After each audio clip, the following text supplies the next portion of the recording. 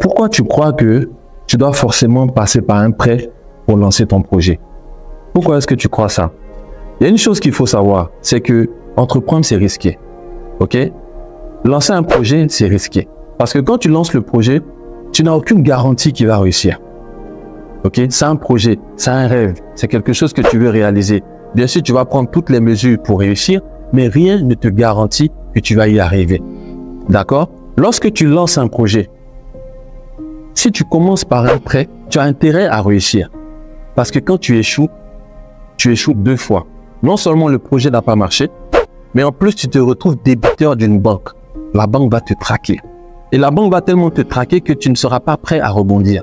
Pourquoi? Parce que tu vas être préoccupé à rassembler cet argent-là pour rembourser la banque. Parce que la banque ne va pas se laisser faire. Je suppose que quand tu commences un projet, ce n'est pas forcément une banque qui t'a prêté, c'est une microfinance. Les microfinances, elles ont un moyen de baliser leurs prêts. Parce que l'adressage en Afrique est difficile. Du coup, elles vont vouloir connaître tes locaux, elles vont vouloir connaître là où tu vis, elles prennent certaines garanties. Ça, c'est si elles n'ont pas gagé tes véhicules ou bien des terrains. Elles vont utiliser ces moyens de pression pour que tu rembourses leur argent. Tu n'as plus l'énergie nécessaire pour repenser ton business. Tu ne l'as plus. Tu es obligé maintenant de rembourser la banque. Du coup, tu vas faire quoi? Tu vas essayer de trouver un emploi. Et c'est là que le piège va te prendre. Pourquoi? Parce que quand tu vas rentrer dans l'emploi, tu n'auras plus le temps de penser à ton projet. Et même si on dit que quand on a un emploi, on peut travailler sur son projet à côté, n'oublie pas que tu as la banque à rembourser. Ça fait une double pression. Voilà pourquoi en économie, on dit que l'investissement a un rapport linéaire à l'épargne. Il y a des courbes qui existent où plus l'épargne augmente, plus l'investissement croît. En d'autres mots, pour parler terre à terre, on dit souvent dans le jargon, on investit l'argent qu'on peut perdre. Ça veut simplement dire que on investit l'argent qui est disponible, l'argent qu'on a. Pour vous raconter une petite anecdote, monEVA.com. Moi, j'ai perdu énormément d'argent avec monEVA.com.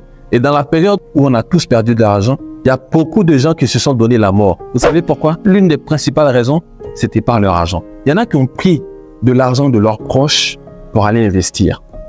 Parce qu'en 6 mois, il y avait un retour sur investissement qui était à peu près de 300%. Donc l'idée, c'était quoi? Je prends leur argent, j'investis, j'ai des bénéfices et je les rembourse, peut-être avec des intérêts. C'est un business qui se tient, mais c'est risqué. C'est risqué. Il y en a d'autres qui ont pris un prêt bancaire. Ils ont investi et ça a explosé. La bulle de l'agrobusiness a explosé. Du coup, elles se sont retrouvées à rembourser de l'argent parallèlement à leurs revenus. Ceux qui avaient la santé fragile sont partis. Ceux qui avaient pris l'argent des gens, peut-être ont disparu. Ça a été une période très, très difficile. Malgré cette perte énorme, j'ai continué à travailler comme si rien n'était. Pourquoi? Parce que c'est de l'argent que j'avais déjà. 1. Et 2, parce que c'était mon épargne. Du coup, pour protéger ma santé personnelle, j'ai relativisé et j'ai continué. C'est grâce à ça, j'aime le dire, que je décide de rentrer en Côte d'Ivoire pour moi-même mener mes propres activités. Mais la raison principale pour laquelle je vous explique cette histoire-là, c'est parce que grâce à l'argent que je possédais déjà, c'était mon épargne. Je la perds. Qui va venir me dire, tu as perdu ton épargne? C'est la mienne. Mais quand vous prenez l'argent de la banque, quand vous prenez l'argent des proches, vous êtes dans la galère. Une autre chose, une petite parenthèse, je vous déconseille de prendre l'argent des proches pour investir. Pourquoi? Parce que moi, je préfère devoir à une banque que devoir à des proches. Parce que la banque, tout ce qu'elle va faire, elle va mettre la main sur tes biens, elle va te traquer. Mais si tu as toujours ton cercle d'amis, tes proches, ça te permet de garder le cap, ça te permet de tenir le coup. Mais imagine, tu ne peux plus aller au foot, tu ne peux plus aller au basket, tu ne peux plus même plus aller dans le salon de coiffure parce que tu as pris de l'argent avec la coiffeuse. Le travail qui va te permettre de te relever, de continuer à vivre, tu y vas de façon inconfortable parce que tu as pris de l'argent avec tes collègues. Je préfère devoir à une banque que devoir à des proches. Mais je préfère ne devoir à personne. Investir sous fonds propres. La plupart du temps, pourquoi vous prenez des prêts? C'est parce que vous avez 200 000, vous voulez faire un projet de 2 millions. Donc du coup, il vous faut les 1 800 000 de delta.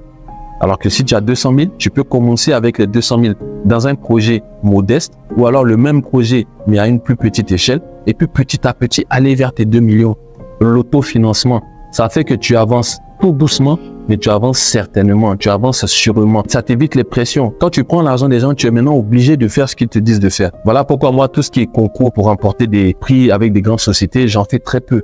parce que je veux pouvoir décider de l'avenir de mon entreprise et non pas dépendre de personnes qui vont soutenir, qui vont me dire prends telle direction ou prends telle direction. C'est une petite vidéo pour te motiver à travailler sous fonds propres et à éviter tout ce qui est crédit bancaire pour te lancer dans l'entrepreneuriat. C'était Nipage de l'année. À la prochaine vidéo.